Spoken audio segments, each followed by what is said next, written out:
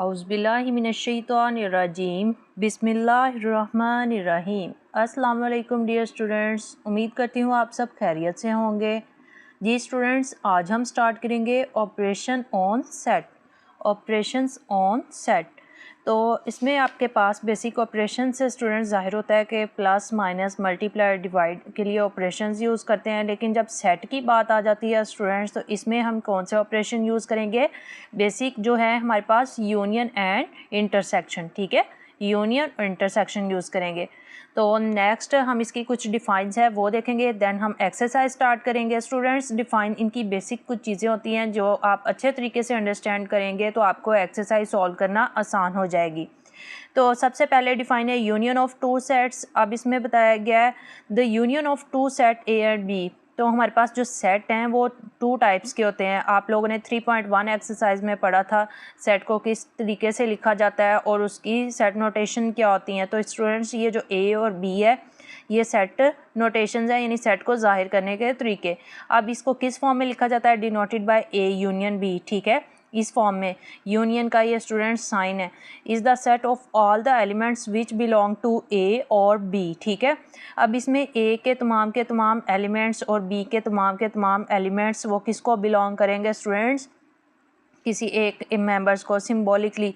तो आप देखें इसको सेट बिल्डर नोटेशन में लिखा गया A union B X such that. अब एक्स जो है वो स्टूडेंट ए के सेट को भी बिलोंग करेगा और सेट बी को भी बिलोंग करेगा, ठीक है। जैसे अब यहाँ पे आपके पास दो सेट दिए गए, ए 1 2 3 है और बी 2 3 4 5।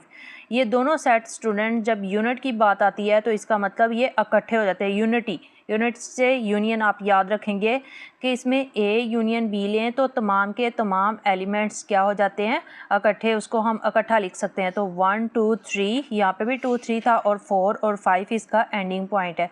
मज़ीद आपको एक और एग्जांपल से यहाँ पे बता देती हूँ कि अगर आपके पास सेट ए बी सी हो और नेक्स्ट इसका कोई सेट आपके पास एक्स वाई, ठीक है, जी हो, तो अब आप लोग जब इसका यूनियन लें तो ये ए यूनियन बी लिखेंगे, ठीक है। अब इन दोनों सेट को आपने इकट्ठा लिख देना है वन टाइम।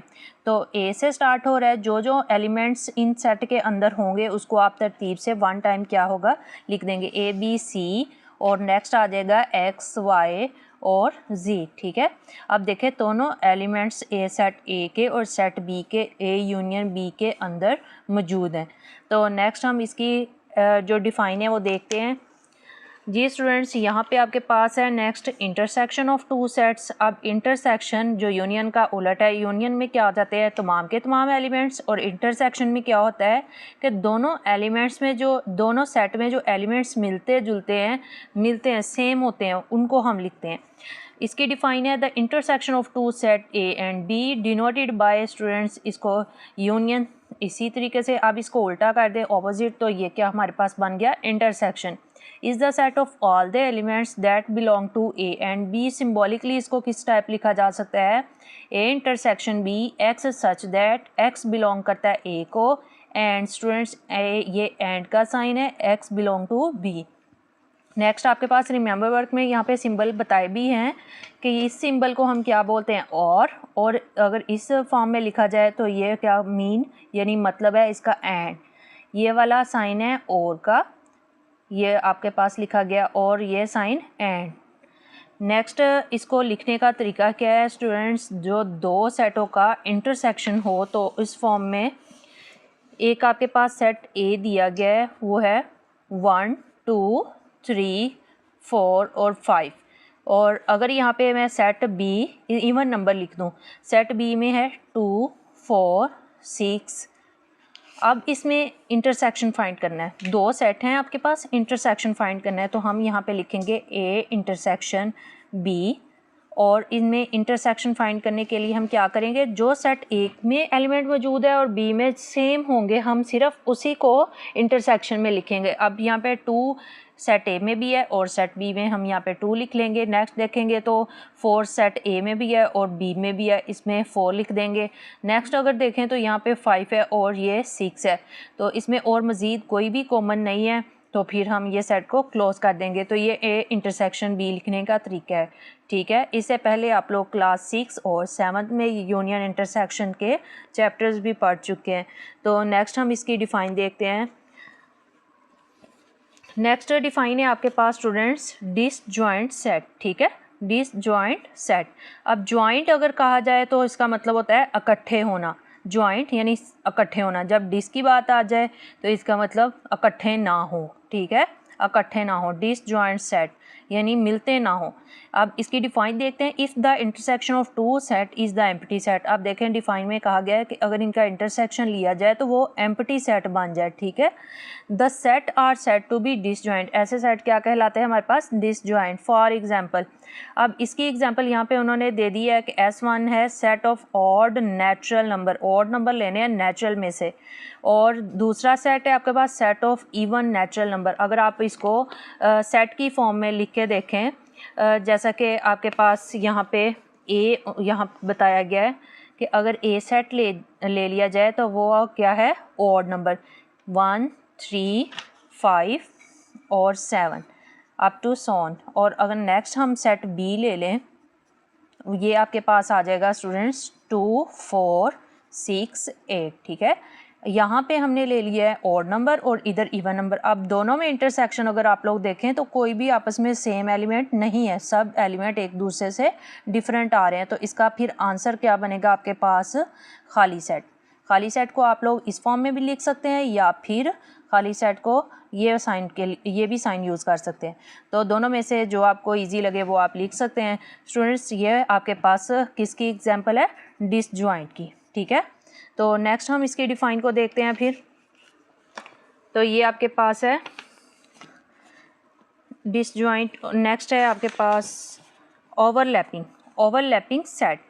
अब इसमें ओवरलैप कैसे करेंगे, ये भी हम इंटरसेक्शन के थ्रू करेंगे। सबसे पहले इसकी डिफाइन देखते हैं। If the intersection of two set, अब दोनों सेटों में यहाँ पे भी इंटरसेक्शन की बात आ रही थी डिसजॉइंट, और इसका मतलब था इंटरसेक्शन में कोई ना कोई चीज़ कॉमन होती थी, लेकिन डिसजॉइंट में क्या है, कोई भी मेंबर या एलिमेंट कॉमन नहीं होगा, तो इसलिए वो एम्प्टी सेट हो जाएगा। ओवरलैपिंग में क्या होगा स्टूडेंट्स, इसमें इंटरसेक्शन लेंगे of two sets non empty, यानी वो खाली ना हो, उसके अंदर कोई ना कोई एलिमेंट्स आ जाए, but neither is a subset of other, लेकिन वो किसी दूसरे का सबसेट भी ना बने। The set are called overlapping set. तो ऐसे सेट क्या कहलाते हैं, ओवरलैपिंग। अब इसकी एग्जांपल अगर आप लोगों को यहाँ पे बताई जाए तो एक सेट ले लिया L 2, 3, 4, 5, 6 और दूसरा सेट है M 5, 6, 7, 8, 9, 10। अब इसके दो एलिमेंट्स कम से कम दो एलिमेंट जो है वो दूसरे M से मैच हो रहे हैं, यानी इंटरसेक्ट हो रहे हैं, ठीक है, इंटरसेक्शन 5 और 6। ऐसे एलिमेंट्स जो कम से कम एक या दो एक दूसरे में सेम आए यानी इंटरसेक्ट बन जाएं, तो वो क्या कहलाती है आपके पास फिर ओवरलैपिंग, ठीक है। Then L and M are overlapping set. तो यहाँ पे आपके पास इसकी अदर एग्जांपल भी आप लोग देख सकते हैं, जैसे कि आप यहाँ पे ए सेट ले लिया है, या ए स्टूडेंट सेट नोटेशन को आप कैपिटल अल्फ़ाबेट ए से लेके जी तक किसी भी जो अल्फ़ाबेट से जाहिर कर सकते हैं। यहाँ पे एल भी ले सकते हैं, ए भी ले सकते हैं, जो आपको मुनासिब लगे। तो नेक्स्ट यहाँ पे हम ए बी सी डी और सेट बी को ही ले लेते हैं एलिमेंट, तो ये आ जाएगा आपके पास C D E F G. अब अगर आप लोग देखें तो हमारे पास दो सेट हैं, हमने इनके दरमियान क्या फाइंड करना है, ओवरलैप करवाने हैं। तो ओवरलैपिंग ये किन की वजह से ओवरलैप होंगी, तो ये देखें सी और डी, यहाँ पे सेट ए के दो एलिमेंट्स और इधर सेट बी के दोनों एलिमेंट्स आपस में क्या हो रहे हैं, ओवरलैप कर रहे हैं। तो नेक्स्ट इसके क्वेश्चंस भी करेंगे, आपको वहाँ पे मज़ीद अच्छे तरीके से समझ आ जाएगी, वहाँ पे शेप्स भी बनाएंगे हम इसकी कुछ। तो नेक्स्ट डिफ़ाइन है फिर आपके पास डिफरेंस ऑफ टू सेट्स। अब डिफरेंस ऑफ टू सेट की डिफ़ाइन सबसे पहले देखते हैं। The difference between the set A and B denoted bye, difference आप लोगों ने पहले भी पढ़ा है, सम को जमा कहते हैं, ऑपरेशंस पढ़े हुए हैं ऑपरेशंस, तो उसमें डिफरेंस को हम क्या कहते हैं, माइनस, ठीक है, उसमें के लिए माइनस का साइन यूज़ करते हैं। Difference between the set A and B denoted by A minus B consist all the elements that belong to A and B. हमारे तमाम के तमाम एलिमेंट्स जो है वो सेट ए को और बी को बिलोंग करेंगे, जो हम कहाँ से लेंगे स्टूडेंट्स, एक्स के।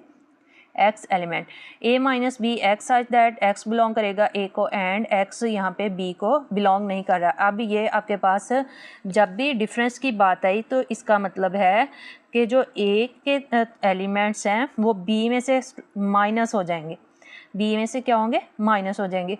तो फिर हम उसको किस फॉर्म में लिखेंगे, यहाँ पे आपके पास एग्जांपल दी गई है। ए में आपके पास है नेचुरल नंबर 1 2 3 4 5, नेक्स्ट बी में है 4 5 6 7 8 9 10। अब अगर आप लोग देखें तो ए और बी में क्या हो रही है, ओवरलैपिंग भी हो रही है, 4 5 मैच कर रहे हैं, लेकिन हमारी जो एग्जांपल है बेसिकली डिफरेंस के अकॉर्डिंग है। तो डिफरेंस हमने फिर कैसे फाइंड करना है, अब 4 में से 4 माइनस करेंगे 0, 5 में से 5 माइनस करेंगे 0, तो फिर हमने ए में से बी को माइनस करना है। अब ए के एलिमेंट 1 2 3 यहाँ पे रह जाएंगे, ए माइनस बी 1 2 3। तो यहाँ पे आपको सेपरेटली लिख के भी बता देते हैं कि अगर इसके आपके पास कोई एग्जांपल आ जाए, जैसा कि आपके पास है ए, सेट ए, इसमें 2 4 6 8, और नेक्स्ट अगर इसका सेट बी ले लिया जाए तो वो आपके पास आ जाएगा 6 8 10 12। अब ये दो सेट हैं आपके पास ए और बी, इसके दरमियान आपने क्या करना है, डिफरेंस फाइंड करना है। तो ए माइनस बी लिखेंगे, ये आप डिफरेंस फाइंड करने के लिए। अब यहाँ पे 6 में से 6 माइनस किया स्टूडेंट 0 आ जाएगा, 8 में से 8 माइनस करेंगे 0। अब ये एलिमेंट माइनस होते ही नहीं है और हमारे पास फिर कौन से एलिमेंट बचे हैं, 2 और 4। ए में से बी माइनस करेंगे तो ए के जो भी एलिमेंट बचेंगे वो हम यहाँ पे लिख देंगे 2 और 4। तो ये आपके पास इसी तरीके से आप इसका अल्टरनेट यानी b माइनस ए भी कर सकते हैं।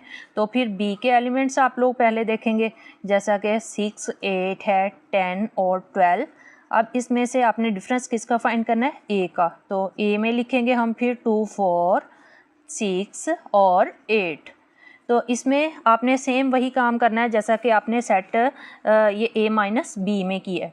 तो इसमें आपके पास 6 और 8, 6 में माइनस करेंगे 0 हो गया, 8 माइनस करेंगे तो 0 हो जाएगा। तो नेक्स्ट फिर आपके पास क्या बचेंगे, जो सेट बी में बचेंगे ये वाले 10 और कौन सा 12। तो ये फिर b माइनस ए आपके पास आ गया 10 एंड 12। तो सेट के लिए हम हमेशा कर्ली ब्रैकेट का यूज़ करते हैं, सेट इस ब्रैकेट के बगैर अधूरा है, ठीक है। अब हम यहाँ पे बताएंगे कि ये जो a माइनस बी है यानी इन दोनों का डिफरेंस वो डज़ नॉट इक्वल है b माइनस ए। ज़रूरी नहीं है कि ये दोनों डज़ नॉट इक्वल हों स्टूडेंट्स, कुछ सेट ऐसे भी होते हैं जिनमें इनका रिज़ल्ट सेम भी आ सकता है। तो नेक्स्ट हम इसकी कुछ ना कुछ डिफ़ाइन देखते हैं। नेक्स्ट डिफाइन में स्टूडेंट अगर आप लोग गौर करेंगे तो ये आपके पास आ गया कॉम्प्लीमेंट ऑफ अ सेट। तो कॉम्प्लीमेंट आप लोगों ने पहले पढ़े हुए हैं 6 और 7 में, 8 में भी। तो कॉम्प्लीमेंट कैसे आप लोग मालूम कर सकते हैं, जब भी कॉम्प्लीमेंट की बात आती है तो यहाँ पे सबसे पहले हमारे माइंड में क्या आता है, यूनिवर्सल, ठीक है। यूनिवर्सल एक ऐसा सेट है जो तमाम सेट में बड़ा होता है। तो the complement of set A denoted by A का कम्प्लीमेंट। अब हम ए यानी इसके ऊपर छोटी सी डैश लगाएंगे तो ये ए का कम्प्लीमेंट, या फिर ए के ऊपर सी लिख देंगे, सी का मतलब भी कम्प्लीमेंट, ठीक है। Relative to the universal set U. अब ये बेसिक चीज़ें हैं, ये बेसिक चीज़ है इसमें जो कम्प्लीमेंट को शो करती है। Universal of set U is the set of all the element of U which do not belong to A। अब U सबसे बड़ा सेट है स्टूडेंट्स, तो इसमें क्या होगा, सेट A के तमाम एलिमेंट U में होंगे लेकिन U के तमाम एलिमेंट A में नहीं होंगे। सिम्बॉलिकली इसको किस फॉर्म में लिखा जा सकता है, यानी इसको अलामती तौर पर कैसे लिख सकते हैं, तो ये आपके पास सेट बिल्डर नोटेशन में फॉर्म लिखी गई है, ए का complement x such that x belong to u। अब x u को तो बिलोंग करेगा लेकिन a को बिलोंग नहीं करेगा, क्योंकि u में के तमाम एलिमेंट्स होंगे, a सेट छोटा होगा, इसके अलावा अगर सेट b ले लें तो वो भी छोटा सेट होगा। तो यहाँ पे इसकी कुछ एग्जांपल्स बताई गई हैं, तो वो किस फॉर्म में आप लोग मालूम कर सकेंगे। जैसा कि आपने पहले फाइंड किया है ये नोट में देखें आप लोग, ये छोटी छोटी चीज़ें हैं जो आपको अच्छे तरीके से पता होनी चाहिए। इन view of the definition of complement and difference set, it is the evident for any set. अब स्टूडेंट इन्होंने कहा कि जो कम्प्लीमेंट है वो हम क्या कर सकते हैं, डिफरेंस के तौर पर फाइंड करते हैं। डिफरेंस के तौर पर, डिफरेंस की हमने पहले डिफाइन भी पढ़ी कि जब भी हम कम्प्लीमेंट लेंगे तो वो यूनिवर्सल में से हमेशा सेट माइनस हो जाएगा, और माइनस का तरीकाकार वही है जो हमने डिफरेंस ऑफ टू सेट में पढ़ा था। तो अब यूनिवर्सल की एक एग्जांपल बताती हूँ। यहाँ पे कम्प्लीमेंट कैसे फाइंड करेंगे, तो आपके पास छोटा सेट है 1 2 3, मैंने कम एलिमेंट्स लिए हैं ताकि आपको पूरा सेट बता दिया जाए। तो बी में आपके पास है फिर ये 2 3 4, और एक यू सेट आपके पास ले लिया गया है। यू सेट इसमें आपके पास 1 से लेके 10 तक काउंटिंग मौजूद है। अब यू देखें, ये सबसे बड़ा सेट होगा। ए के तमाम एलिमेंट यू में है, बी के तमाम एलिमेंट यू में मौजूद है। तो जब भी आप लोग कोई भी इसमें फाइंड करेंगे तो स्टूडेंट्स इसमें आपने सेट में यू में ए माइनस करना है, ठीक है, यू माइनस ए। तो इसी तरीके से आप लोग माइनस, यानी जैसे हमने ऊपर डिफरेंस फाइंड किया, तो नेक्स्ट अगर आप बी में से करेंगे तो ये यू में से बी को माइनस करेंगे। अब यू में क्या है, 1 और 2, 1 और 2 कैंसिल हो जाएंगे, और इसके अलावा हमारे पास जो बाकी मेंबर्स हैं वो आ जाएंगे। 1 में से 1 माइनस किया 0, 2 में से 2 माइनस करेंगे वो भी 0 आ जाएगा, और नेक्स्ट इसी तरीके से 3 में से 3 माइनस करेंगे 0, और बाकी कौन से एलिमेंट बच गए हैं फिर 4 5 और से लेके 10 तक। इसी तरीके से हम u में से b माइनस करेंगे, और ये आप लोगों के पास कुछ फॉर्म आती हैं, या तो अकेला a का कम्प्लीमेंट आ सकता है, b का कम्प्लीमेंट, या फिर आप इसको डी मॉर्गन लॉ में यूज़ करते हैं यूनिवर्सल सेट को। तो ये आपके पास बेसिक कुछ यहाँ पे भी एग्जांपल दी गई हैं, जैसा कि set of vowels w equal to c का कम्प्लीमेंट w, w का कम्प्लीमेंट c। इसी तरीके से set of the alphabet of English language, इसको u से ज़ाहिर किया गया है। a से अल्फ़ाबेट आपके पास होते हैं a से लेके z तक, और c जो सेट ऑफ द कॉन्सोनेंट, ठीक है। तो यहाँ पे ये भी एग्जांपल ले सकते हैं आप लोग, सेल्फ में भी कोई एग्जांपल यूज़ कर सकते हैं। तो कम्प्लीमेंट हम नेक्स्ट एक्सरसाइज में फाइंड करेंगे। जी स्टूडेंट्स, नेक्स्ट आपके पास है identification of set using Venn diagram. अब वेन डायग्राम को यूज़ करते हुए आप क्या करेंगे, शनाख्त करेंगे सेट की। तो सबसे पहले हम इसकी थ्योरी में से कुछ बेसिक चीज़ देख लेते हैं। तो स्टूडेंट्स यहाँ पे सबसे पहले देखेंगे diagram were first used by English logician. English logician mathematician था, इसका नाम है जॉन वेन। जॉन वेन, ये आप लोग याद रखेंगे, MCQs में आप लोगों से पूछा जा सकता है, और इसकी डेट है 1834 टू 1883 AD, ठीक है। तो ये चीज़ें आपके MCQs में आ सकती हैं, अच्छे तरीके से पता होनी चाहिए। नेक्स्ट जो हमारे पास बेसिक है, जो एक्सरसाइज में भी यूज़ होगा, वो आपके पास है, ये एक टोटल रेक्टेंगल शेप नज़र आ रही है आपको, रेक्टेंगल शेप, ये एक यूनिवर्सल सेट है। अगर आप लोगों को बेसिकली यहाँ पे बता दिया जाए, अगर ये आपके पास एक रेक्टेंगल शेप है, इसको हम बोलेंगे यूनिवर्सल सेट। अब इसके अंदर छोटे छोटे कोई ना कोई सेट होंगे, जिसमें अगर हम एक सर्कल बना दें यहाँ पे, इसको हम सेट ए का नाम दे देते हैं, ठीक है। इसमें कोई भी एलिमेंट्स आप लोग लिख सकते हैं। तो नेक्स्ट दूसरा हमारा एक सर्कल लेते हैं, तो उसको हम बी का नाम, और ये टोटल जो है उसको हम यू का नाम देंगे, यानी रेक्टेंगल शेप यूनिवर्सल सेट है, और ए इसमें भी एक कोई छोटा सेट होगा, और बी कोई छोटा सेट होगा। अब स्टूडेंट्स इन दोनों में क्या हो रहा है, गैप है, ए और बी आपस में मिल नहीं रहे। तो पीछे हमने पढ़ा था डिसजॉइंट सेट। तो डिसजॉइंट सेट ऐसा सेट जो ए बी जिसमें एलिमेंट मिलते ना हो, और वो एम्प्टी सेट हो, ठीक है, एम्प्टी सेट हो। तो ये उसके लिए डायग्राम यूज़ की गई है। इस तरह आप क्वेश्चन को की पहचान करते हुए उसमें बताएंगे कि हमारे पास ए और बी सेट है, वो डिसजॉइंट बन रहा है, ओवरलैप कर रहा है, या फिर हम उसके दरमियान जो है वो डिफरेंस फाइंड करेंगे, ठीक है। तो नेक्स्ट हम इसका देखते हैं सेकंड पे आप लोगों के पास कुछ चीज़ें अगर ओवरलैप में आ जाएं, तो फिर इसी तरीके से आपने क्या करना है, एक रेक्टेंगल शेप यानी यूनिवर्सल सेट बना लेंगे, और उसमें हमारे पास ये एक ए सेट है, इसको ए का नाम देते हैं। अब इसमें हमारे पास ओवरलैपिंग में क्या था, कम से कम एक दो मेंबर्स जो हैं वो ओवरलैप कर रहे होते हैं एलिमेंट्स यानी, तो ये आपके पास फिर ओवरलैपिंग के लिए इसके कुछ जो पार्ट है वो एक दूसरे को क्रॉस करता हुआ जाएगा, तो ये दूसरा बी का सेट आ गया। ठीक है, जब इस फॉर्म में आपके पास शेप आ जाए तो ये कौन सा होता है, अब ओवरलैपिंग, ए बी ओवरलैप कर रहे हैं आपस में, कोई ना कोई एलिमेंट्स एक दूसरे में मुश्तरिक हैं यानी इंटरसेक्ट हैं।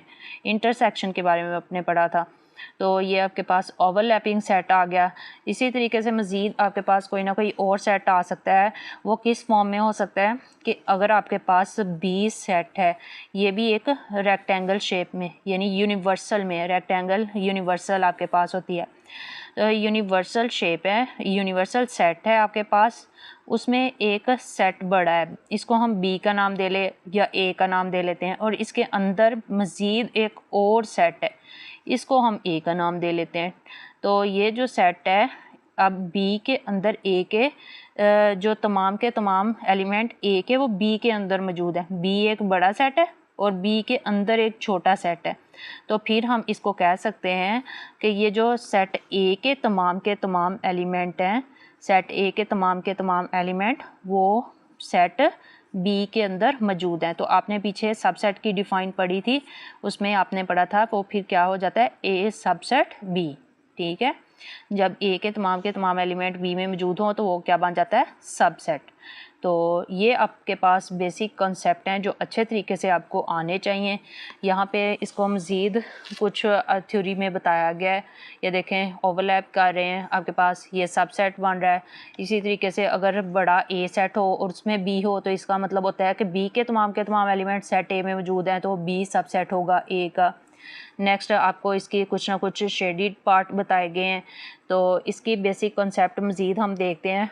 तो हम यहाँ पे क्या करते हैं, इसकी properties of union and intersection, ये ऑपरेशंस बताए गए हैं। ऑपरेशंस आपके पास कॉमनली यूज़ होंगे जिसमें यूनियन भी हो सकता है, यूनियन इंटरसेक्शन भी हो सकता है। तो ये देखें कॉमोटेटिव लॉ की कुछ पार्टीशंस बताई गई हैं, इन्हीं को इकट्ठा करके लॉ बनाएंगे हम। तो properties of union and intersection, हमारे पास जो भी काम होगा जब हम यूनियन पे अप्लाई करेंगे लॉज को, तो वो इंटरसेक्शन में भी अप्लाई होगा। तो पहला काम है आपके पास ए यूनियन बी, तो अगर हम ए और बी का यूनियन ले रहे हैं तो जाहिर है इसको हम फिर उल्टा करके भी लिख सकते हैं, यानी बी यूनियन ए, बी का भी ए के साथ यूनियन, दोनों का रिज़ल्ट अगर सेम आएगा तो उनमें इक्वलिटी हो जाएगी। और ऐसे लॉ को हम क्या कहते हैं, कॉमोटेटिव प्रॉपर्टी ऑफ यूनियन। आप लोग पहले इसमें A plus B equal to B plus A, इस फॉर्म में प्रॉपर्टीज़ को पढ़ते आए हैं प्रीवियस क्लासेस में। अब यूनियन में आ रहा है तो हम यूनियन का ऑपरेशन यूज़ करते हुए कॉमोटेटिव प्रॉपर्टी ऑफ यूनियन याद रखेंगे। अब यूनियन की जगह अगर आप लोग इंटरसेक्शन का साइन अप्लाई करेंगे तो ये आ जाएगा आपके पास A intersection B, B intersection A. Next A union, ठीक है, अब फिर बी यूनियन सी। अब पहले जो सेट को छोड़ के दूसरे दो सेट को इकट्ठा कर दें यूनियन में, और फिर नेक्स्ट आपने इक्वल के बाद क्या करना है, पहले दोनों सेट को इकट्ठा कर लें और थर्ड वाले को बाहर निकाल दें, तो ये वाला सेट आपके पास स्टूडेंट बन जाता है एसोसिएटिव प्रॉपर्टी ऑफ यूनियन। अगर हम इसको यूनियन के लिहाज से करें एसोसिएटिव, तो नेक्स्ट फिर हम क्या करेंगे इसको इंटरसेक्शन के लिहाज से, तो A intersection B intersection C. तो अगर आप यूनियन के लिहाज से एक एक प्रॉपर्टी को अच्छे तरीके से लर्न कर लेंगे तो इंटरसेक्शन वाली भी आपको बनाना आसान हो जाएगी। तो A intersection B intersection C, यानी पहला सेट छोड़ के अगले वाले दोनों को इकट्ठा कर लिया है, नेक्स्ट पहले दोनों को इकट्ठा करके लास्ट वाले को छोड़ दिया है, तो ये हमारे पास कौन सी प्रॉपर्टी बन जाती है, एसोसिएटिव प्रॉपर्टी। और साइन को मद्देनज़र रखते हुए हम साथ में कह देंगे ऑफ यूनियन, अगर इंटरसेक्शन का लगा होगा तो हम साथ में लिख देंगे ऑफ इंटरसेक्शन। तो नेक्स्ट आपके पास है फिर A union B intersection C. अब बाहर तो देखें यूनियन है और अंदर कौन सी प्रॉपर्टी यूज़ हो रही है, इंटरसेक्शन की, बी इंटरसेक्शन सी। तो फिर इसको लिखेंगे कैसे, ए का ए यूनियन बी के साथ भी लेंगे, फिर इंटरसेक्शन का साइन, और ए का यूनियन हम सी के साथ भी लेंगे। तो ये भी आपने प्रॉपर्टी पहले पढ़ी हुई है कुछ इस फॉर्म में कि आपके पास ए इंटू बी प्लस सी आ जाता है, और इस डिस्ट्रीब्यूटिव लॉ को आप कैसे फिर हल करते हैं, ए को बी से भी मल्टीप्लाई करते हैं और प्लस ए को सी से भी मल्टीप्लाई करते हैं। तो ये आपके पास कौन सी प्रॉपर्टी बन जाती है, फिर डिस्ट्रीब्यूटिव प्रॉपर्टी। तो सेम यहाँ पे इसको यूनियन और इंटरसेक्शन के थ्रू हल किया। अब इसको पढ़ने का तरीकाकार क्या है, डिस्ट्रीब्यूटिव ऑफ यूनियन, यानी सबसे पहला काम हम यूनियन में कर रहे हैं तो हम लिखेंगे distributive of union over intersection, जो ब्रैकेट के अंदर यूज़ हुआ है किसके थ्रू कर रहे हैं हम, यूनियन को इंटरसेक्शन के थ्रू।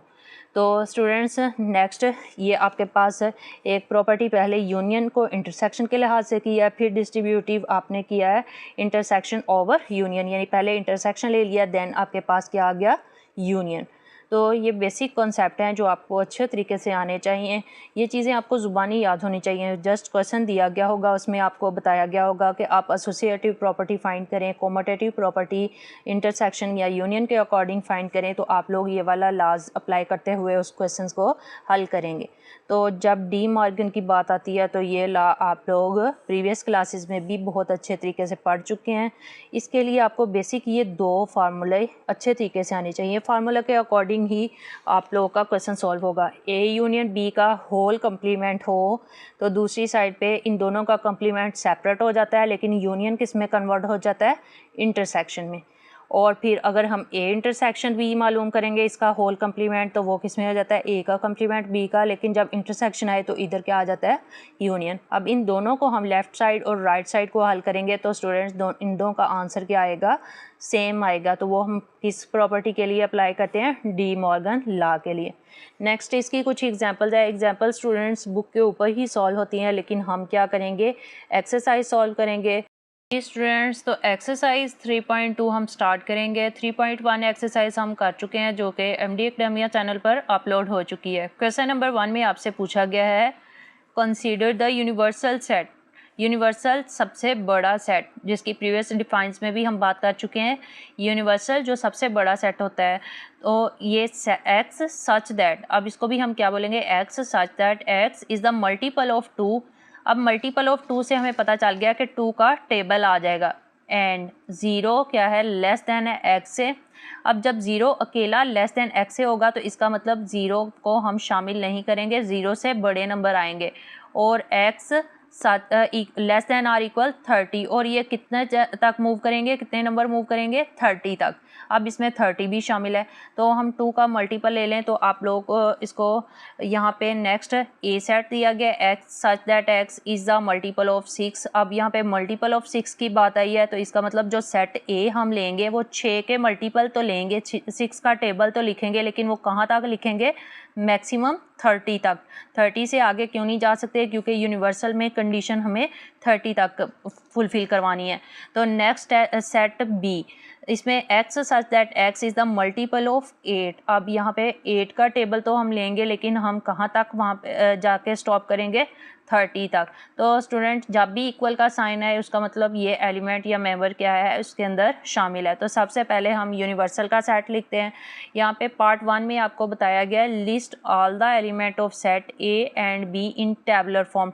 टैबुलर फॉर्म की डिफाइन को अगेन मैं रिपीट कर देती हूँ स्टूडेंट्स, ऐसा सेट जिसको आप ब्रैकेट में हर एलिमेंट को कोमा की मदद से अलहदा करके लिखें, तो ऐसे सेट को हम क्या कहते हैं, कौन सी फॉर्म होती है, ये टैबुलर फॉर्म। ठीक है, तो सबसे पहले आपके पास उनका ए एंड बी सेट को, हमारे पास ए सेट क्या है, यहाँ पे x such that x multiple of 6, तो हम यहाँ पे सेट ए लिखते हैं, ए सेट। तो इसमें हमने किसका मल्टीपल लेना है, 6 का।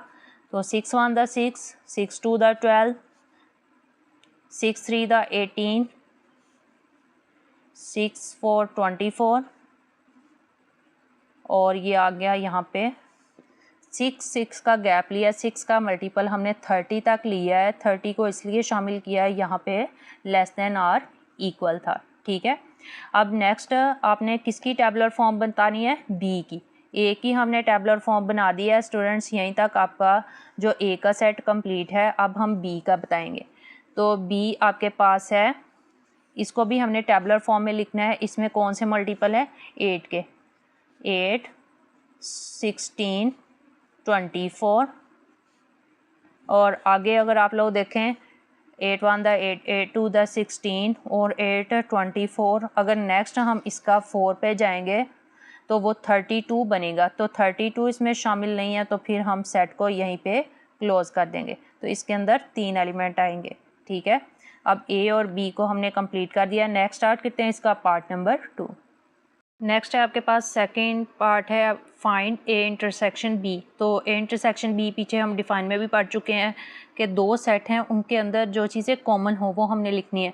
तो ए यूनियन बी आप लोगों ने कहाँ से लेना है, जो हमने ए और बी की लिस्ट बनाई है टेबलर फॉर्म में। तो ये ए सेट है और ये बी सेट है, इसी को हमने यूज़ करते हुए क्या करना है, इंटरसेक्शन फाइंड करना है। तो सबसे पहले आप लोगों ने ए सेट लिख लेना है और इंटरसेक्शन का sign, then B set complete लिख लेना है, जो यहाँ पे 8 16 24 था। अब दोनों में देखें तो 6 यहाँ पे नहीं है, 12 नहीं है, 18 तो यहाँ पे भी नहीं है, 24 स्टूडेंट्स अगर देखें तो ये वाहद ऐसा नंबर यानी वाहद ऐसा एलिमेंट है जो इन दोनों सेट के अंदर मौजूद है। तो इंटरसेक्शन में फिर हम क्या लिख देंगे, 24। तो A intersection B equal to 24 आपके पास आ गया। नेक्स्ट है इसका पार्ट नंबर 3। तो पार्ट नंबर 3 आपके पास स्टूडेंट्स उन्होंने पूछा है कि ड्रा अ वेन डायग्राम। तो वेन डायग्राम हमने पीछे डेफिनेशंस में भी पढ़ी थी कि ये किस फॉर्म में होती है, draw a Venn diagram.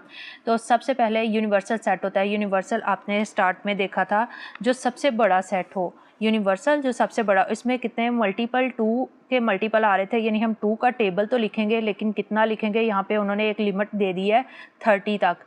x less than or equal हो तो 30, यानी इसमें 30 भी शामिल है। तो हम यूनिवर्सल में सबसे पहले इसका सेट लिख लेंगे। तो यूनिवर्सल सेट आ जाएगा 2 4 6 8, यानी 2 का टेबल आ जाएगा। तो ये आपके पास कहाँ तक इसका एंडिंग पॉइंट होगा, 30 तक। तो यहाँ पे हम 30 भी लिख देंगे।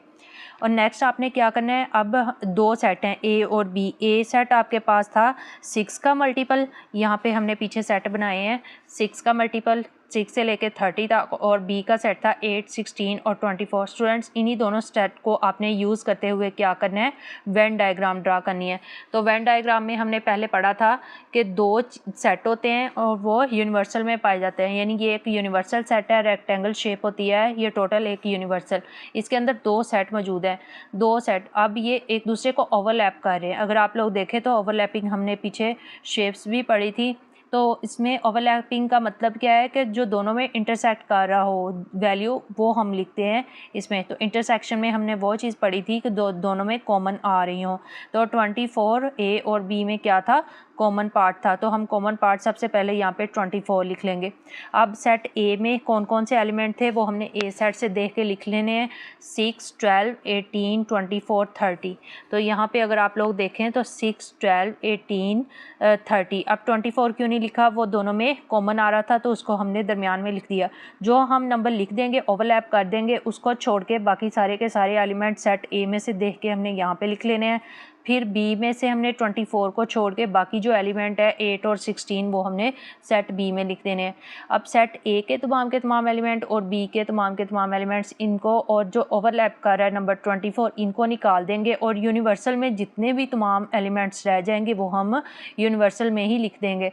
स्टूडेंट्स अगर आप लोग यूनिवर्सल देखें तो यहाँ पे 2 4, ठीक है, इसके बाद 6 तो ए सेट के अंदर आ रहा है तो इसलिए हम 6 को नहीं लिखेंगे। नेक्स्ट 8 देखें तो ये बी सेट के अंदर आ रहा है, जो सेट के अंदर एलिमेंट्स आएंगे उनको आपने यूनिवर्सल में नहीं लिखना।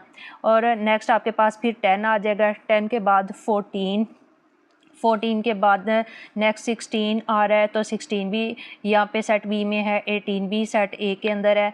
उसके बाद आप लोगों के पास 20, तो ये 2 के मल्टीपल के अकॉर्डिंग यहाँ पे 22 26 24 यहाँ पे ओवरलैप कर रहा है, इसलिए इसको भी हमने यूनिवर्सल में नहीं लिखना। नेक्स्ट है 28 और 30 मैक्सिमम यूनिवर्सल का लास्ट एलिमेंट था तो इसको हम यहाँ पे लिख देंगे। तो ये वेन डायग्राम बना के आपने ए और बी के सेट शो करवा देने हैं, ठीक है। नेक्स्ट है इसका क्वेश्चन नंबर 2। तो क्वेश्चन नंबर 2 में स्टूडेंट आपके पास वही सेम चीज़ है जो आपने क्वेश्चन नंबर 1 में कर ली है। इसमें भी लेट यूनिवर्सल सेट है आपके पास एक टोटली। तो यूनिवर्सल सेट में क्या दिया गया है, x such that x is integer, ठीक है।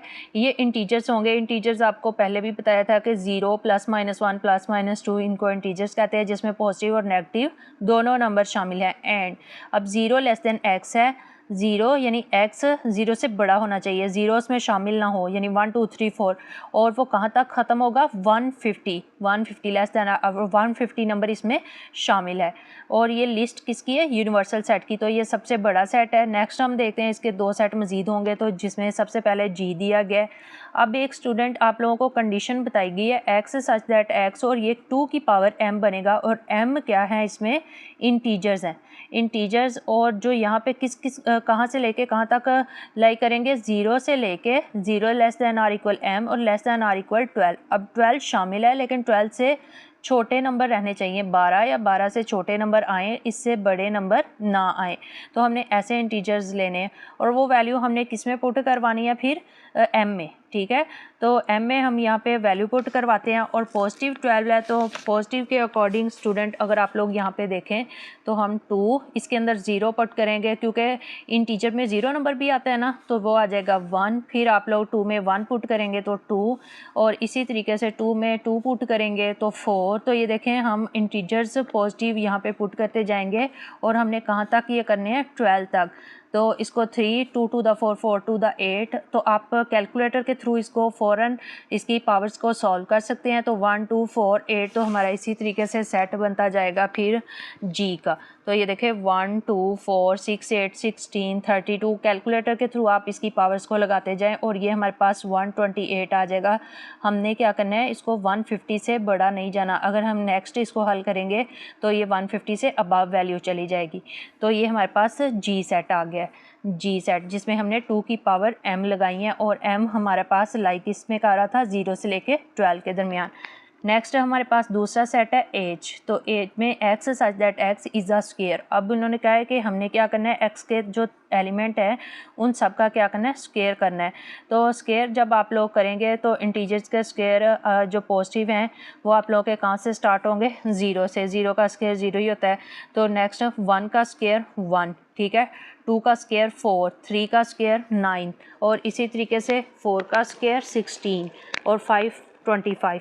अब इसके भी स्क्वायर स्टूडेंट आप लोगों ने वहाँ तक फाइंड करने हैं जहाँ पे 150 से लेस वैल्यू हो। तो यहाँ पे आपके पास 12 144, इसी तरीके से अगर आप 13 करेंगे तो 169 चला जाएगा। हमें कहाँ तक चाहिए था, 150 से लेस। तो यहाँ पे जी और एच के सबसे पहले हमने क्या किया, list all element of G and H in tabular form में लिखनी है। तो ये टेबुलर फॉर्म बनाने का तरीका है। तो ये इसका पार्ट नंबर 1 है, जिसमें यह हमने पार्ट नंबर 1 इसको टेबुलर फॉर्म में भी लिख दिया है, और यहाँ से भी इसकी कंडीशन को फुलफ़िल कर दिया है, ठीक है। अब इसका स्केल लेते हुए यहाँ पे हमने टोटल के ऑल कंडीशन के अकॉर्डिंग जब क्वेश्चन में बताया गया हो कि इसमें ऑल एलिमेंट्स लिखते हैं, तो स्टूडेंट आप लोगों ने यहाँ पे फिर डैश नहीं लगानी, इसके तमाम के तमाम एलिमेंट्स सेट के अंदर लिखने हैं। तो नेक्स्ट है इसका पार्ट नंबर 2। इन्हीं सेट को आपने मद्देनज़र रखते हुए क्या करना है, पार्ट नंबर 2 को सॉल्व करना है, फाइंड जी यूनियन एच, ठीक है। अब ये देखें यहीं से आपने जी और एच के जो टेबुलर फॉर्म बनाई गई हैं इनका यूनियन फाइंड करना है। और यूनियन में हमने क्या पढ़ा था, जिसमें जी के और एच के तमाम एलिमेंट को इकट्ठा एक सेट में ही लिख दिया जाता है। अब सबसे पहले जी का सेट लिखते हैं, फिर आपने यूनियन का साइन और सारा एच का सेट लिख देना है। अब इसमें तरतीब से नंबर लिखने हैं आपने।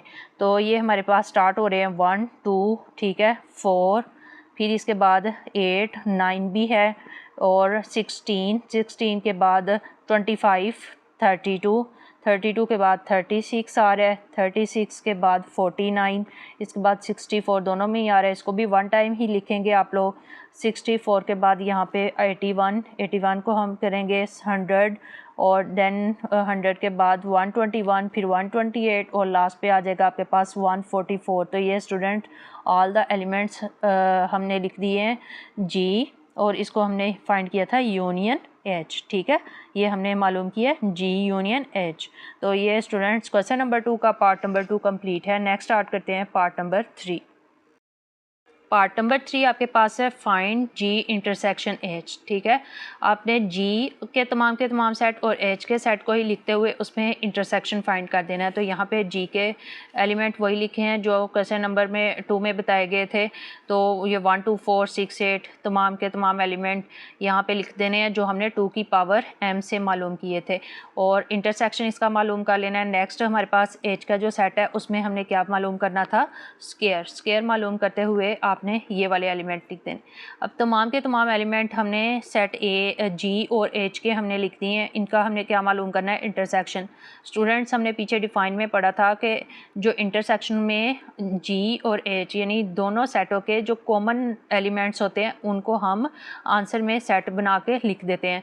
तो इन दोनों में अगर आप लोग कॉमन चेक करें तो 1 इधर भी आ रहा है तो इधर भी आ रहा है, इसका मतलब ये 1 यहाँ पे आ जाएगा। नेक्स्ट 2 वहाँ पे नहीं है, 4 और इधर भी 4 है तो 4 को भी हम लिख देंगे। नेक्स्ट 8 भी नहीं है, इधर 9 आ जाता है। 16 तो 16 इधर भी है और इधर दोनों सेटों में है। जो चीज़ दोनों में पाई जाए, दोनों सेटों में सेम हो तो वो लिख देंगे। नेक्स्ट 64, इसके अलावा हमारे कोई भी एलिमेंट सेम नहीं है, एक दूसरे से डिफरेंट है, तो जो कॉमन एलिमेंट है वो हमने जी इंटरसेक्शन एच में लिख देने हैं। तो ये आपके पास आ जाएगा इंटरसेक्शन। ये कॉमन चीज़ें हैं जो आप लोग अच्छे तरीके से देखेंगे, आपने पहले भी ये पढ़ ली हैं। तो नेक्स्ट स्टार्ट करते हैं इसका क्वेश्चन नंबर 3। जी स्टूडेंट्स, क्वेश्चन नंबर 3 में आपके पास है कंसीडर द सेट। अब सेट की बात आएगी तो सब सेट में ही आप लोगों ने क्या करना है, कभी यूनियन फाइंड करेंगे और या फिर इंटरसेक्शन फाइंड करेंगे। तो यहाँ पे भी आप लोगों के पास कंडीशन जो है वो फुलफ़िल करवाने के लिए दी गई हैं। आपने क्या करना है, सबसे पहले जो सेट बिल्डर नोटेशन है इसको टेबुलर फॉर्म में कन्वर्ट करना होता है, देन आपके सेट बन जाएंगे और सेट से आप लोग यूनियन इंटरसेक्शन को ईजीली सॉल्व कर सकेंगे। तो अब यहाँ पे पी अब सेट नोटेशन आपके पास पी दी गई है। X such that x is a prime number and 0 less than x और लेस देन आर इक्वल 20। इसके नीचे इक्वल नहीं था स्टूडेंट्स, इसमें लेस देन आर इक्वल 20, इसका मतलब है 0 शामिल नहीं है। 0 से बड़े नंबर हों लेकिन 20 शामिल है और 20 से छोटे छोटे नंबर हों जो आपने प्राइम नंबर लेने हैं। तो प्राइम नंबर आप लोगों को पता है ऐसे नंबर होते हैं जो कि 2 ही टेबल पे डिवाइड हों, या तो वो 1 पे डिवाइड हो रहा हो या इटसेल्फ यानी अपने आप पे। तो ये स्टार्ट कहाँ से होते हैं, फिर 2 1 पे भी डिवाइड हो सकता है, 2 अपने आप पे यानी सेल्फ पे भी डिवाइड होता है। इसी तरीके से 3 और नेक्स्ट अगर आप लोग देखें 5 7, तो सबसे पहले हम इनके सेट को ही यहाँ पे लिख लेंगे। तो ये देखें 2 3 5 7 11 13 17 19, 19 से अबव जाएंगे तो वो आपके पास क्या हो जाएंगे, 20 से बड़े नंबर। हमें कंडीशन के अकॉर्डिंग 20 से छोटे नंबर ही चाहिए। नेक्स्ट क्यू है स्टूडेंट, इसका भी हम सबसे पहले सेट ही बना लेते हैं, फिर उसके बाद हम इसकी कंडीशन को फुलफिल करेंगे। तो एक्स सच दैट एक्स, ये डिवाइज़र है 210 का। तो 210 को आप बाय कैलकुलेटर जल्दी से इसको डिवाइड करते जाएंगे और हमने कंडीशन के अकॉर्डिंग क्या करना है, 0 से बड़े नंबर लेने हैं लेकिन क्या करना है 20 से छोटे। तो ऐसे नंबर जो 20 से छोटे हों या 20 तक जो 210 को कंप्लीट डिवाइड करें, कंप्लीट डिवाइड। तो बाय कैलकुलेटर आप इसको जल्दी से हल कर सकते हैं। तो इसको बारी बारी हर नंबर पे डिवाइड करते जाएं और जो कंप्लीट डिवाइड करेगा उसको हमने सेट के अंदर लिखते जाना है। तो यहाँ पे अगर क्यू सेट देखें तो 1 भी कंप्लीट डिवाइड कर रहा है, 2 3 5 6 7 10 14 15, ये ऐसे नंबर हैं जो 210 को कंप्लीट डिवाइड करते हैं। 15 से अबव कोई नंबर डिवाइड नहीं करता और हमने नंबर कहाँ तक लेने थे, 20 से लेस। अब ये दोनों सेट हमारे पास क्या है, टेबुलर फॉर्म में आ चुके हैं। सबसे पहला पार्ट है इसका फाइंड पी इंटरसेक्शन क्यू। हमने इसमें क्या फाइंड करना है, इंटरसेक्शन। तो इंटरसेक्शन में क्या चीज़ मालूम करते हैं, जो दोनों सेट में क्या हो, कॉमन हो। अब हमने पी सेट लिख लेना है सबसे पहले और फिर इंटरसेक्शन का साइन लगाएंगे और क्यू सेट कंप्लीट लिख लेंगे और इन दोनों में हमने देखना है कौन सा नंबर कॉमन है। तो यहाँ पे 2 है, इधर वाली साइड पे भी, इस सेट में भी 2 है, तो जो कॉमन नंबर है वो हमने यहाँ पे लिख दिया। नेक्स्ट 3 है, इधर भी 3 है, इसको भी कॉमन लिख दिया। 5 है तो इधर भी 5 है, इसको भी कॉमन लिख दिया। 7 है तो इधर भी 7 है, इसको भी कॉमन लिख दिया। नेक्स्ट अगर आप लोग देखें 13 17 19, इधर हमारे पास 10 14 15 है, तो इसमें कोई नंबर और कॉमन नहीं है, तो इसलिए हमारा पी इंटरसेक्शन क्यू आ गया 2 3 5 7। तो ये हमारा पार्ट नंबर 1 कंप्लीट है। नेक्स्ट स्टार्ट करते हैं इसका पार्ट नंबर 2। जी स्टूडेंट्स, तो पार्ट नंबर 2 फिर आपके पास है P यूनियन Q। अब P यूनियन Q में हमने क्या करना होता है, P और Q के तमाम एलिमेंट्स को एक ही सेट में लिख देना है। तो सबसे पहले P आप लोगों ने वही पीछे से देख के लिख लेना है जो प्राइम नंबर है, और यूनियन इसका किसके साथ करना है, जो 210 पे कंप्लीट डिवाइड हो रहे थे, ऐसे नंबर जो 210 को कंप्लीट डिवाइड कर रहे थे। तो इन दोनों के दरमियान क्या करना है, यूनियन फाइंड करना है। अब P यूनियन Q है आपके पास। अब इसको तरतीब से आपने लिख देना है तमाम के 1 फिर 2 2 इधर भी आ रहा है, इसको 1 टाइम ही लिखेंगे। 3, नेक्स्ट 5 है, इसके बाद इधर 6 भी है, फिर 7 और 7 के बाद यहाँ पे 10 है, 10 के बाद 11, 13, 14, 15, फिर 16 नहीं आएगा, 17 और देन 19। तो ये देखें तमाम के तमाम नंबर 17 के बाद यहाँ पे स्टूडेंट 19 भी आएगा, 19। ठीक है, ये तमाम के तमाम एलिमेंट्स यूनियन में आ जाएंगे। तो ये हमारे पास पार्ट नंबर 2 कंप्लीट है। नेक्स्ट स्टार्ट करते हैं पार्ट नंबर 4। जी स्टूडेंट्स, क्वेश्चन नंबर 4 है आपके पास, वेरीफाई द कोमोटेटिव प्रॉपर्टीज़। अब आपने बुक में प्रॉपर्टीज़ पढ़ी थी, commutative properties by union, commutative properties by intersection, associative property उसको बाय यूनियन भी पढ़ा, इंटरसेक्शन भी पढ़ा। इसी तरीके से डिस्ट्रीब्यूटिव प्रॉपर्टीज़। स्टूडेंट्स जो इसके बेसिक कंसेप्ट आप लोग डिफाइंस में अगर देख लें, अच्छे तरीके से अंडरस्टैंड कर लें, तो आपको क्वेश्चन में कोई भी मसला पेश नहीं आएगा। तो यहाँ पे उन्होंने अब वेरीफाई का कोमोटेटिव प्रॉपर्टीज़ यूज़ करते हुए, जिसमें यूनियन भी अप्लाई करना है एंड इंटरसेक्शन, दोनों कंडीशन हमने फुलफ़िल करवानी है। और for the pair of the set, अब सेटों के क्या दिए गए, पेयर्स बताए गए हैं, आप लोगों को जोड़े बताए गए हैं, उसके अकॉर्डिंग आपने कोमोटेटिव प्रॉपर्टी ये देखें और हमने इसको खुद बनाना है। तो आपके पास क्या प्रॉपर्टी दी गई थी कि ए यूनियन बी हो, तो उसको हम किसके बराबर, बी यूनियन ए के बराबर लिख सकते हैं। तो ये वाली हम कंडीशन को यहाँ पे अप्लाई करेंगे। अब पहला पार्ट है इसका, ए सेट दिया गया 1 से लेके 5 तक नंबर, और बी सेट दिया गया है 4, 6, 8, 10, यानी इवन नंबर में से कुछ नंबर सेलेक्ट करके यहाँ पे बी सेट में लिख दिए। तो कोमोटेटिव लॉ ऑफ यूनियन, सबसे पहले हम इसका यूनियन फाइंड करेंगे और ए यूनियन बी लिख लेंगे, A union B equal to B union A. ठीक है, तो इन दोनों का आंसर सेम आएंगे तो आपका क्वेश्चन जो है वो दुरुस्त होगा और कोमोटेटिव लॉ ऑफ यूनियन इसको सेटिस्फाई करेगा। सबसे पहले ए यूनियन बी। अब आप लोग पिछले क्वेश्चन नंबर 2 और 3 में भी यूनियन हल कर चुके हैं, तो उम्मीद करती हूँ कि ये आपको समझ आ गई होगी। तो स्टूडेंट्स आप लोग कुछ क्वेश्चन हल किया करें, नेक्स्ट उसकी प्रैक्टिस भी किया करें साथ साथ। तो यहाँ पे ए यूनियन बी है, ए सेट लिख लिया, यूनियंस का साइन लगाएंगे, बी सेट लिख लेंगे। इसको हमने तरतीब से तमाम के तमाम एलिमेंट एक सेट में लिख देंगे। ए 1 है, 2 है, इसके बाद 3, फिर 4 है, यहाँ पे भी 4 है, 1 टाइम लिखेंगे, 5 है, देन 6 है, फिर इसके बाद 8 और 10। तो ये देखें हमारे पास ए यूनियन बी क्या हो गया, कंप्लीट। इसकी राइट हैंड साइड है बी यूनियन ए, तो अब हम बी सेट को पहले लिख लेंगे और ए सेट को बाद में लिख लेंगे, इनके दरमियान यूनियन का साइन अप्लाई करना है। तो बी यूनियन ए फाइंड करेंगे तो इसमें को भी आपने तरतीब से लिख देना है। देखें 1, फिर 2 है, इसके बाद 3 है, तो 4, नेक्स्ट 5 है, इसके बाद 6, 8 और 10। हमने जो सेट के अंदर एलिमेंट्स होंगे उन्हीं को ही तरतीब से लिखना है। आप लोगों ने कोई भी सेल्फ एलिमेंट इसके अंदर नहीं लिखना। तो यहाँ तक आपका पार्ट नंबर 1 का यूनियन कंप्लीट हुआ है। नेक्स्ट हम इसका कोमोटेटिव लॉ ऑफ इंटरसेक्शन करेंगे। जी स्टूडेंट्स, यहाँ पे अब कोमोटेटिव लॉ ऑफ इंटरसेक्शन है आपके पास, A intersection B, B intersection A. तो हमारे पास जो पीछे सेट दिए गए हैं आप लोगों ने उन्हीं को यूज़ करते हुए क्या करना है, इंटरसेक्शन फाइंड करना है। सबसे पहले ए इंटरसेक्शन बी, ए के तमाम एलिमेंट्स, सेट के तमाम एलिमेंट्स, और इंटरसेक्शन बी सेट के तमाम एलिमेंट्स लिख देंगे। अब इंटरसेक्शन में हम क्या करते हैं, ऐसी चीज़ जो दोनों में कॉमन हो, दोनों में सेम हो, ठीक है, वो हमने इंटरसेक्शन में लिखनी है। तो अगर आप तमाम के एलिमेंट पे गौर करें तो इनमें 4 एक वाहद जो एलिमेंट है जो दोनों में कॉमन आ रहा है, तो 4 यहाँ पे लिख देंगे। ए यूनियन बी आपके पास क्या आ गया, 4। तो इसका ये फर्स्ट यानी लेफ़्ट हैंड साइड कंप्लीट है। नेक्स्ट बी इंटरसेक्शन ए यानी राइट हैंड साइड हम इसको करते हैं। तो बी इंटरसेक्शन ए आपके पास, अब बी का जो सेट है वो हम पहले लिख लेंगे, देन इंटरसेक्शन और ए का सेट हम बाद में लिख लेंगे। इन दोनों में अगर आप लोग देखें तो 4 ही कॉमन आ रहा है, बाकी सब एलिमेंट एक दूसरे से क्या है, डिफरेंट हैं। तो फिर आपके पास यहाँ पे सेट 4 बी इंटरसेक्शन ए होगा। तो कोमोटेटिव लॉ ऑफ इंटरसेक्शन के अकॉर्डिंग हमने क्या किया, पार्ट नंबर 1 को कंप्लीट कर दिया। नेक्स्ट स्टार्ट करते हैं पार्ट नंबर 2। जी स्टूडेंट, तो पार्ट नंबर 2 में आपके पास अब एन और जी बताए गए हैं। अब जिनको सेट अच्छे तरीके से आते हैं वो इसको अच्छे समझ लेंगे कि एन क्या है आपके पास, नेचुरल नंबर, और जी क्या है, इंटीजर्स। एन जो नेचुरल नंबर आपके पास 1 से स्टार्ट होते हैं, ठीक है, ऐसी काउंटिंग जो 1 से स्टार्ट हो, 1 2 3 4 अप टू सो ऑन, तो ये नेचुरल नंबर। और जी ये यानी इंटीजर ऐसे नंबर हैं जो 0 से स्टार्ट हों लेकिन इसमें पॉजिटिव और नेगेटिव दोनों नंबर शामिल हैं, ठीक है। तो सबसे पहले हम इनको सेट में लिख लेंगे यानी टेबुलर फॉर्म में। तो n equal to 1 2 3 up to so on और z क्या है 0 प्लस माइनस 1 प्लस माइनस 2। तो ये हमने दोनों सेट को टेबुलर फॉर्म में लिख दिया। इसके अकॉर्डिंग हम सबसे पहले करेंगे कॉम्यूटेटिव लॉ ऑफ यूनियन। अब कॉम्यूटेटिव लॉ ऑफ यूनियन के अकॉर्डिंग हमने इन्हीं सेट नोटेशन के अकॉर्डिंग हमने यूनियन में लिख देना है n यूनियन z और फिर z यूनियन n।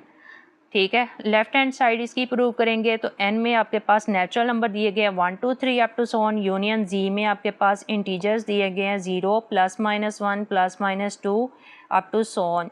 इन दोनों में यूनियन मालूम करना है। तो यूनियन में मैंने आपको बताया था कि दोनों में आप लोगों ने तरतीब से नंबर सारे के सारे लिख देने हैं। तो अब ये स्टार्ट कहाँ से हो रहे हैं 0 और इसमें पॉजिटिव और नेगेटिव दोनों नंबर शामिल हैं और ये अप टू सो ऑन यानी कंटिन्यू है। ठीक है। तो नेक्स्ट n यूनियन z करेंगे तो ये 0 से देखें plus minus 1 plus minus 2 plus minus 3 इसी तरीके से ये up to so on continue रहेंगे। तो अब तमाम के तमाम पॉजिटिव नंबर भी इसमें शामिल हो गए हैं। तो ये आपके पास आ गया n यूनियन z यानी इसकी लेफ़्ट हैंड साइड। अब राइट हैंड साइड प्रूव करने के लिए z यूनियन n लेंगे। तो यहाँ पे आपके पास आ गई है फिर राइट हैंड साइड। तो इसमें आपने क्या करना है z यूनियन n। अब z का सेट आपने पहले लिखना है और फिर यूनियन लेना है किसके साथ n नेचुरल नंबर के साथ। तो ये बेसिक कॉन्सेप्ट है, बार बार रिपीट हो रहे हैं आपके पास। इनमें भी आपने क्या चीज़ करना है जो दोनों में सेम आ रही हो और तरतीब से आपने सारी की सारी लिख देनी है। तो ये 0 से स्टार्ट हो रहे हैं, हम 0 प्लस माइनस 1 ले लेंगे plus minus 2 up to so on, ये कंटिन्यू रहेंगे स्टूडेंट्स। तो इसमें z यूनियन n आपके पास ये सेट आ जाएगा, दोनों सेट इक्वल है, commutative law of union fulfil होगा। नेक्स्ट इसका क्वेश्चन के अकॉर्डिंग आप लोगों ने यूनियन के बाद क्या करना था इंटरसेक्शन। तो उसमें कॉम्यूटेटिव बाय इंटरसेक्शन हम करेंगे, कॉम्यूटेटिव लॉ बाय इंटरसेक्शन। तो इंटरसेक्शन में आपने वही दोनों सेट ले लेने हैं और उनके दरमियान क्या करना है इंटरसेक्शन फाइंड करना है। तो सबसे पहले हम लेंगे left hand side and intersection z, n यानी नेचुरल नंबर, इंटरसेक्शन z यानी तमाम के तमाम इंटीजर्स। ठीक है। तो यहाँ पे इंटरसेक्शन मालूम करते हुए आप लोग क्या करेंगे 1 2 3 अप टू सो ऑन, दोनों में हमने कॉमन लेने हैं। अब दोनों में कॉमन क्या आ रहे हैं 0 नहीं आ रहा और पॉजिटिव नंबर तमाम के तमाम पॉजिटिव नंबर जो हैं वो नेचुरल नंबर में मौजूद हैं और इधर भी तमाम के तमाम पॉजिटिव नंबर, दोनों में हम कॉमन लेंगे 1 2 3 4 5 6 अप टू सो ऑन। तो ये आपके पास n इंटरसेक्शन z आ जाएगा। तो कॉम्यूटेटिव लॉ का फर्स्ट जो लेफ्ट हैंड साइड कंप्लीट है। नेक्स्ट इसकी देखें राइट हैंड साइड। तो राइट हैंड साइड में आपने क्या करना है, अब z को पहले लिखें, इंटरसेक्शन n को बाद में। ठीक है। तो ये स्टूडेंट्स g का तमाम सेट, तमाम के तमाम एलिमेंट आ गए हैं पूरा सेट, और इंटरसेक्शन लगाएंगे, फिर हम n यानी नेचुरल नंबर लिख देंगे।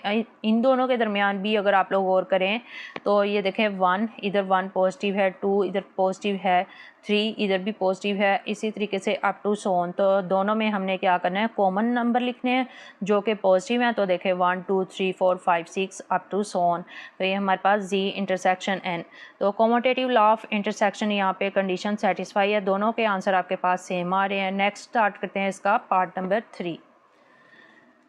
पार्ट नंबर 3 में अगर आप लोग गौर करें तो यहाँ पे आपके पास क्वेश्चंस मोस्टली आप लोगों को दिए गए हैं सेट बिल्डर नोटेशन में। तो आपने इससे परेशान नहीं होना, अच्छे तरीके से समझ लें तो आपको वहाँ पे ये कंडीशन और सेट या प्रॉपर्टीज़ जो है वो समझ आ जाएगी, लिखने का तरीका भी पता चल जाएगा।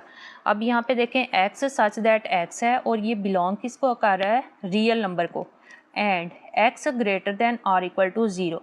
अब सेट ए में उन्होंने बताया रियल नंबर, आप लोगों को बताया था कि जिसमें आप लोगों के पास पॉजिटिव और नेगेटिव दोनों नंबर शामिल हैं, स्क्वायर रूट में भी आ सकते हैं, ठीक है, फ्रैक्शन फॉर्म में भी आ सकते हैं। तो ये तमाम के तमाम जो नंबर्स होते हैं वो क्या कहलाते हैं रियल नंबर्स।